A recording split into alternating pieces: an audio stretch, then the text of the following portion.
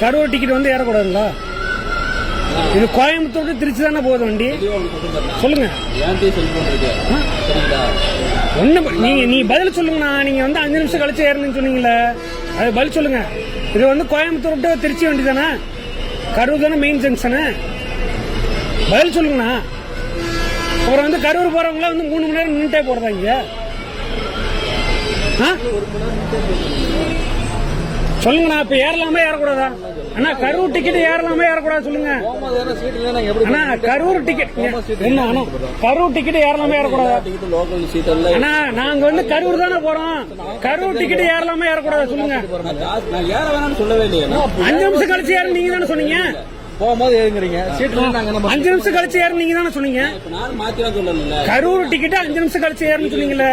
நானும் தெளிவா பாத்துட்டேன். நானும் இப்பதான் சொல்றேன். போகும்போது ஏறிக்கிட்டு சொல்றேன். போகும்போது ஏறிக்கிட்டு டிக்கெட் சீட் இருக்கிறவங்க உட்கார முடியும். 3 மணி நேரம் நின்னுட்டா போக முடியும். இங்க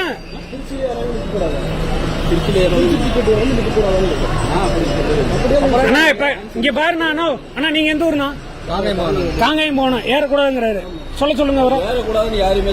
ஏற சொல்லுங்க. 5 நிமிஷம் கழிச்சு ஏறுறீங்க. கரூர் டிக்கெட் நான் கேக்குறேன். நான் கரூர் டிக்கெட் ஏறணும்.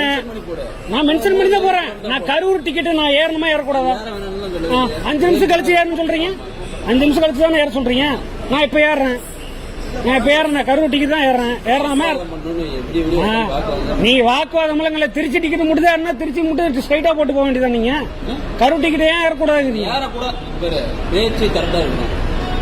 5 நிமிஷம் கழிச்சு ஏறுங்கிறீங்க. சீட் இல்லாம எப்படி உட்கார முடியும்? அது உங்க பிரச்சனை இல்லை. அப்ப நான் ஏறுவோம்.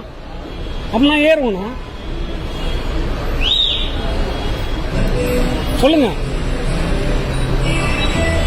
கரூர் டிக்கெட் ஏறக்கூடாது. 3 மணி நேரம் நின்றுட்டே போக முடியுமாங்க?